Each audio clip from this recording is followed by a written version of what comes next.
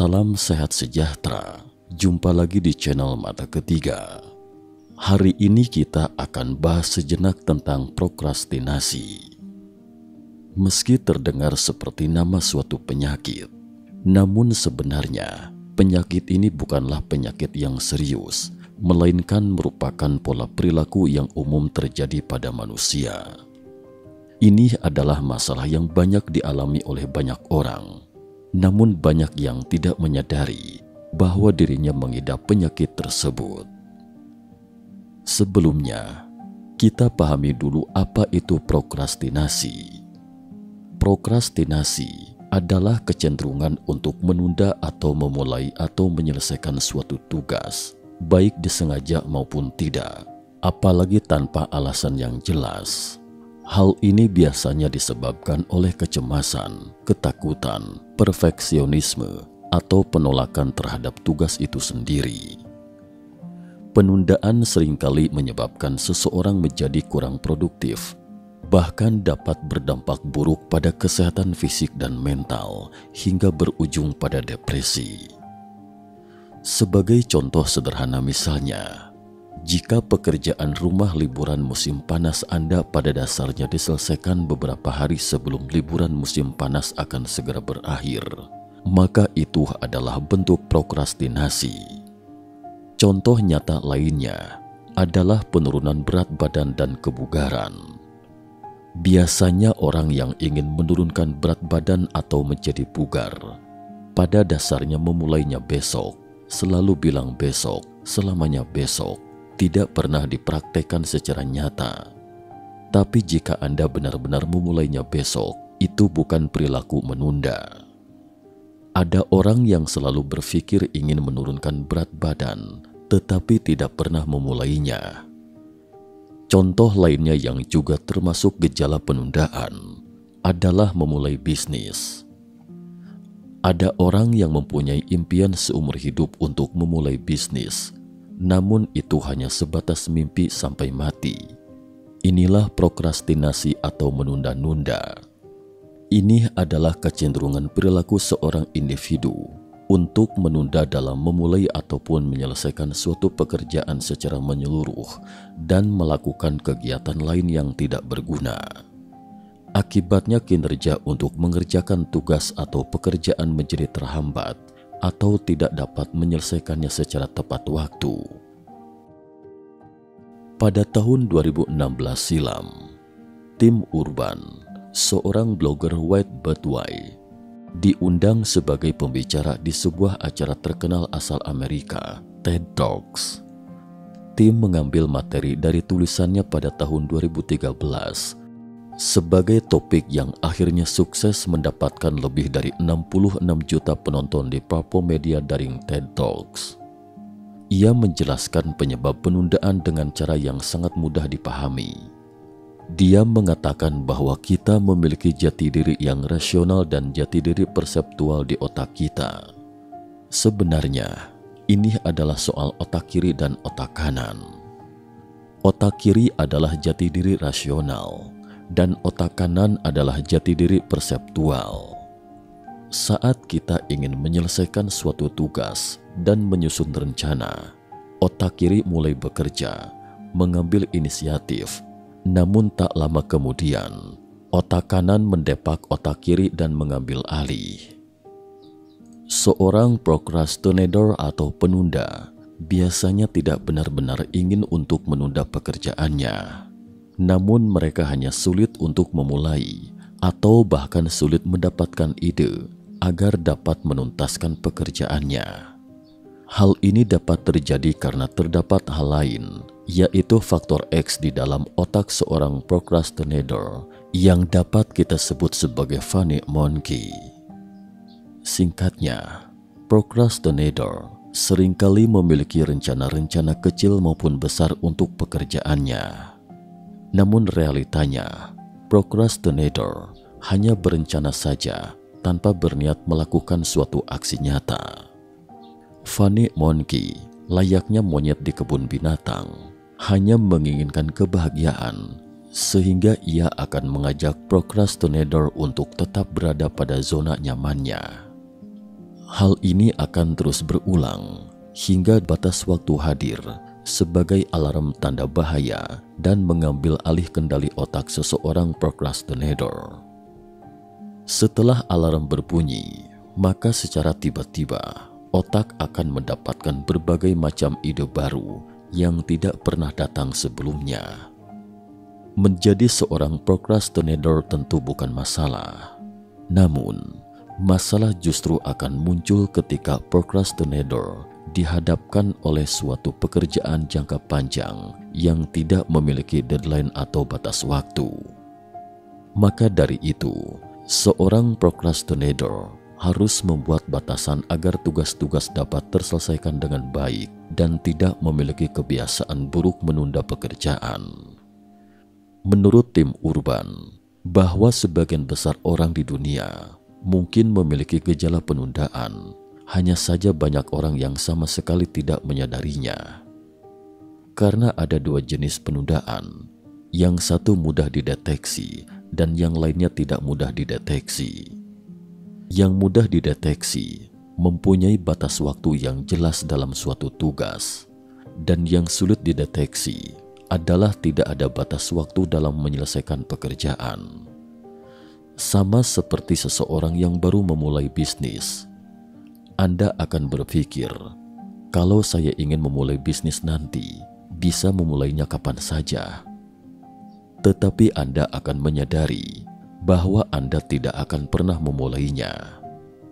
Alasan mengapa kita suka menunda-nunda, karena pekerjaan itu adalah sesuatu yang tidak ingin kita lakukan. Meskipun di permukaan Anda mungkin menyatakan bahwa saya ingin melakukan ini, tapi jauh di lubuk hati Anda tidak menyukainya. Contohnya, kita semua ingin sukses, tapi yang lebih kita inginkan adalah menjadi kaya dalam semalam. Kita ingin melewatkan proses yang menyiksa dan lamban dalam menghasilkan uang.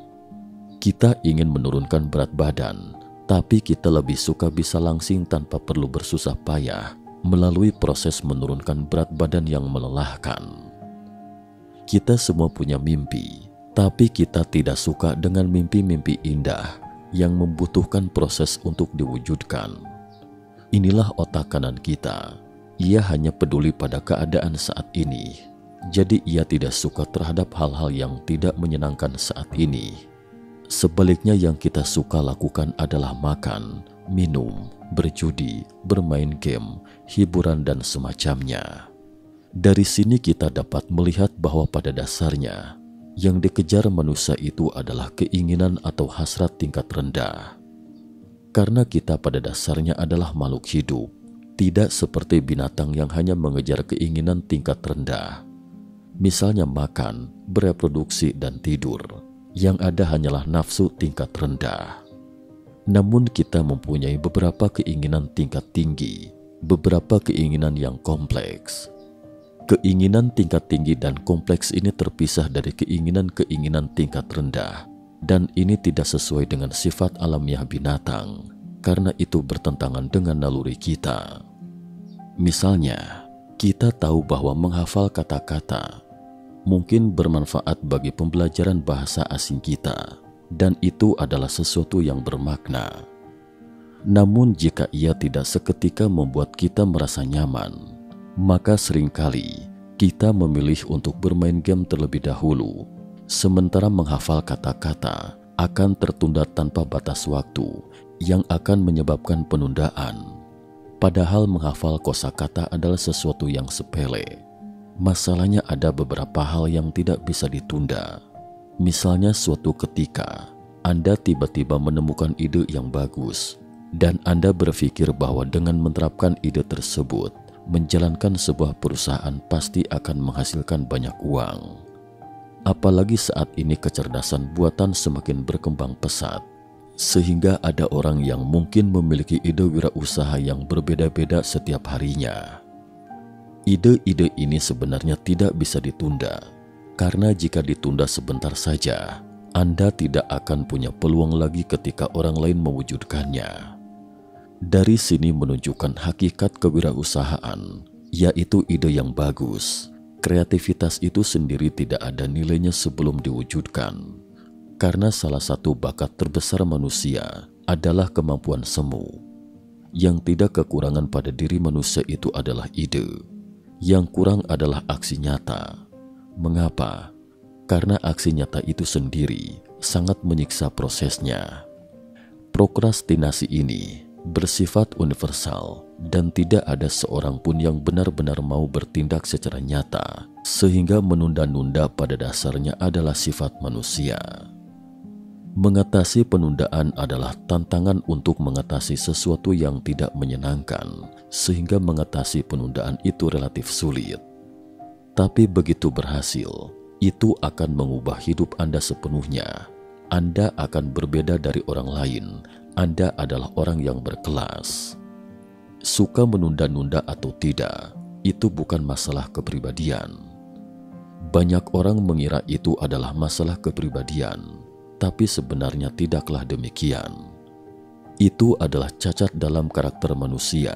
Jadi tidak ada teori yang mengatakan bahwa ada orang yang tidak punya gejala prokrastinasi atau menunda-nunda. Setiap orang memiliki gejala ini.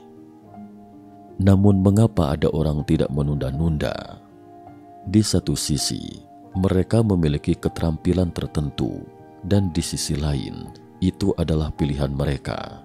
Jadi, setiap orang punya kesempatan untuk memperbaikinya. Lalu bagaimana menyingkirkan gejala prokrastinasi atau penundaan ini? Sampai di sini, mungkin ada sebagian penonton yang bergumam, nanti saja saya tonton lagi saat sempat. Ini adalah gejala prokrastinasi atau penundaan. Jadi singkirkan sejak dini kendali otak kanan yang selalu mengiang. Nanti saja. Dalam ceramahnya, Tim Urban mengatakan bahwa ada cara yang baik untuk mengatasi penundaan semacam ini, yaitu dengan membuat kalender kehidupan atau kalender mingguan dalam hidup. Misalnya jika Anda hidup sampai umur 90 tahun, maka Anda bisa membuat sebuah tabel kecil berukuran 52 kali 90. Setiap kotak kecil adalah satu minggu dalam hidup Anda. Kemudian menghitami kotak-kotak kecil yang telah berlalu ini. Fungsi dari tabel ini adalah untuk secara paksa menambahkan batas waktu pada tujuan hidup awal Anda yang tidak memiliki tenggat waktu, yaitu batas waktu hidup. Dan mengingatkan Anda bahwa tidak ada hal apapun dalam hidup Anda itu yang tidak memiliki batas waktu, karena Anda pasti akan meninggalkan dunia ini suatu hari nanti. Kemudian ketika Anda meletakkan batas waktu hidup di depan mata Anda mungkin bisa lebih memahami singkatnya hidup. Selain itu, ada cara bagus untuk menghilangkan gejala prokrastinasi atau penundaan. Ada seorang psikolog asal Korea Selatan bernama Min Kyu Lee. Pada tahun 2011, ia menulis sebuah buku terlaris berjudul Eksekusi Adalah Jawabannya, yang kami terjemahkan ke dalam bahasa Indonesia. Buku ini telah terjual lebih dari 1 juta eksemplar di Korea Selatan. Nah, buku ini memperkenalkan beberapa teknik untuk menyingkirkan gejala prokrastinasi. Ia membagi perilaku manusia menjadi 3 tahap. Tahap pertama adalah pengambilan keputusan. Tahap kedua adalah implementasi. Tahap ketiga adalah bertahan. Penulis mengatakan bahwa setiap orang mempunyai masalah yang dapat menyebabkan penundaan dan harus diselesaikan satu persatu. Pada tahap pertama, ketika Anda memiliki ide dan memutuskan untuk melakukan sesuatu, biasanya sangat bersemangat. Karena saat demikian, Anda sudah membayangkan berbagai kesuksesan Anda. Orang yang ingin menurunkan berat badan, membayangkan dirinya sudah kurus, langsing, cantik dan berbagai keindahan, cocok dengan segala jenis pakaian. Sementara mereka ingin memulai bisnis, sudah mulai membayangkan IPO atau penawaran saham perdananya sudah ada di bursa efek Nasdaq. Orang yang ingin belajar bahasa Inggris sudah membayangkan berbagai percakapan seru dengan orang asing. Kebanyakan orang memang seperti ini pada tahap pertama, kata penulis. Namun penulis mengatakan bahwa ini sebenarnya masalah terbesar dari gejala prokrastinasi. Kita sebaiknya tidak membayangkan hasil akhir kesuksesan Anda, tetapi proses kesuksesannya. Kenapa tidak boleh membayangkan hasilnya? Karena Anda sudah merasa puas ketika memikirkan hasilnya. Semuanya selesai dan Anda pun sudah puas. Faktanya, kesuksesan terakhir Anda itu adalah demi mendapatkan kesenangan itu. Tetapi Anda sudah mendapatkan kesenangan ini dalam imajinasi Anda. Satu lagi, mengapa sebaiknya Anda tidak boleh membayangkan seperti apa reaksi Anda setelah sukses? Karena jika kesuksesan yang Anda bayangkan itu sangat jauh berbeda dengan kenyataan, maka semakin sulit bagi Anda untuk memulainya. Sebaiknya pikirkan prosesnya, karena proses itu akan lebih dekat dengan Anda dan lebih realistis. Jika Anda menemukan bahwa beberapa aspek dari proses tersebut tidak realistis, Anda bisa segera menyerah. Ini tidak akan membuang lebih banyak waktu Anda, tidak akan membuat Anda terus berpikir, dan selalu merasa bahwa Anda memiliki harapan.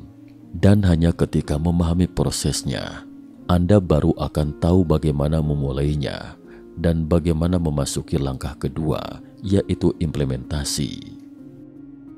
Misalnya, Anda ingin menghafal 3.000 kosakata dalam 3 bulan. Mengapa memberikan contoh 3.000 kosakata ini?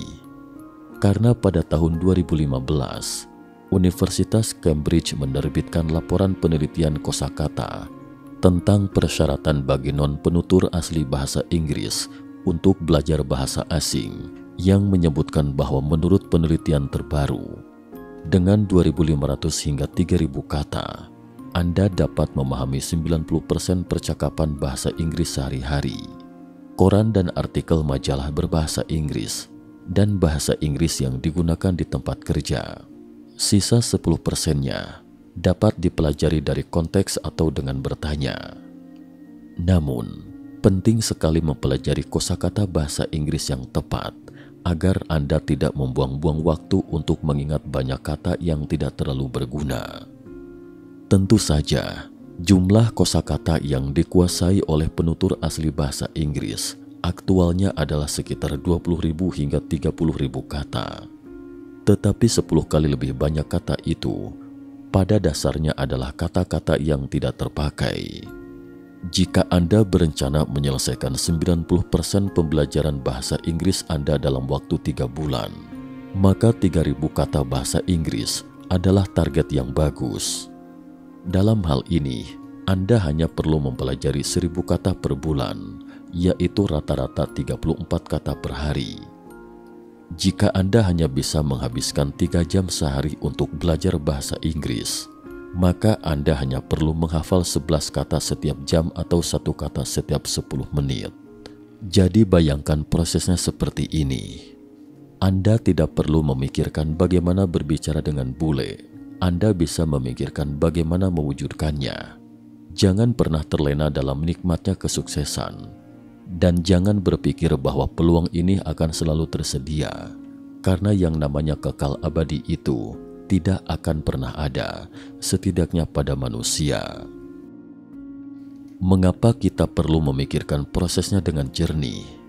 Menurut penulis, bahwa ada beberapa tujuan yang bukan merupakan tujuan pribadi. Misalnya jika Anda ingin memulai suatu usaha, pasti akan melibatkan banyak orang. Dan Anda membutuhkan orang lain untuk membantu Anda untuk bereksperimen dengan tujuan ini. Jadi, Anda sebaiknya memikirkan proses ini dengan jelas. Jika tidak, bagaimana orang lain akan mengakui Anda dan bergabung dengan Anda? Penulis mengatakan bahwa sebab mengapa seseorang tidak dapat mewujudkan mimpinya itu karena mereka sangat yakin bahwa mimpinya akan menjadi kenyataan cepat atau lambat.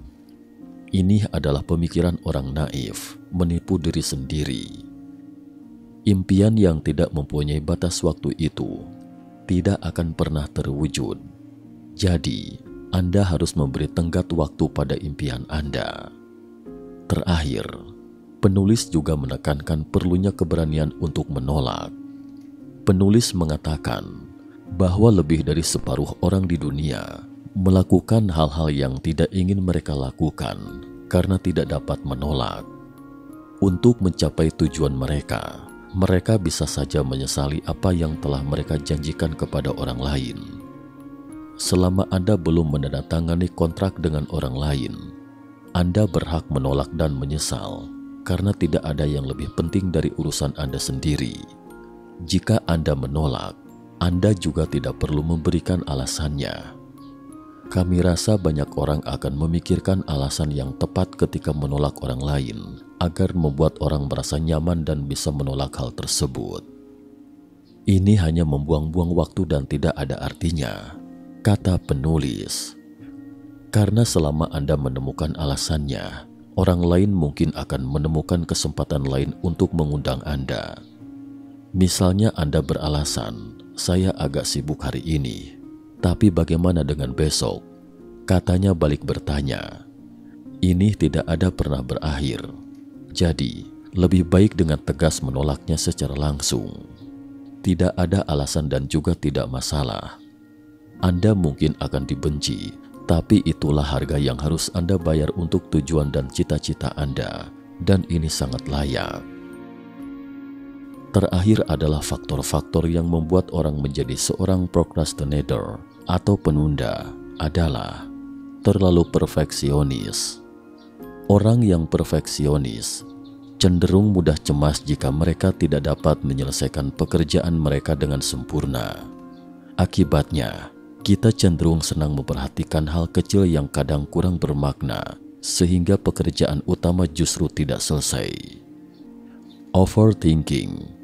Orang yang overthinking sering membayangkan sebuah skenario kegagalan seperti bagaimana jika karyaku ditolak, atau bagaimana jika aku tidak diterima. Hal seperti ini akan membuat kita sulit untuk memulai suatu pekerjaan. Terlalu banyak ekspektasi. Memiliki banyak ekspektasi dapat membuat kita sedikit frustasi karena kita justru lebih banyak membuat rencana dan ternyata apa yang kita rencanakan sulit untuk direalisasikan. Procrastinator sebenarnya memiliki motivasi untuk menyelesaikan pekerjaannya dengan harapan pekerjaannya dapat terselesaikan dengan baik dan sempurna. Biasanya, mereka merasa tertantang dan memilih untuk menyelesaikan pekerjaannya di akhir-akhir waktu dengan tujuan mendapatkan rasa kebahagiaan atas terselesaikannya dari pekerjaannya. Terkadang, seorang procrastinator lebih merasa tertantang untuk mengerjakan suatu pekerjaan di bawah tekanan deadline atau batas waktu. Maka batasan perlu dibuat oleh seorang procrastinator. Ada beberapa hal yang dapat kamu lakukan, misalnya seperti membuat target dan tujuan yang mendetail mengenai masing-masing pekerjaan. Dengan memiliki target dan tujuan, maka kita dapat mulai menyusun dan melakukan pekerjaan yang harus dilakukan. Menurunkan angan-angan tentang seberapa sempurnanya pekerjaan yang akan dilakukan. Hal ini dapat membuat kita lebih mengedepankan realitas yang ada sehingga tidak banyak terbuai dengan kesempurnaan. Membuat skala prioritas di dalam jadwal melakukan pekerjaan. Ada 4 kuadran skala prioritas yang dapat kita tulis supaya kita tidak bingung dengan pekerjaan mana yang harus dilakukan. Pertama, skala prioritas penting dan mendesak. Kedua, skala prioritas penting dan tidak mendesak. Ketiga, skala prioritas tidak penting dan mendesak. Dan keempat, skala prioritas tidak penting dan tidak mendesak. Nah, sampai di sini, kamu sudah pahamkan tentang procrastinator. Menjadi procrastinator juga merupakan pilihan yang dapat kita lakukan ataupun tidak. Oleh karena itu, Mari kita mulai mengantisipasi diri dari sifat menunda-nunda pekerjaan. Seperti kata orang bijak, langkah pertama pasti terasa sulit dan berat, namun itu akan menjadi penentu bagi langkah-langkah berikutnya. Sekian dan terima kasih atas perhatiannya.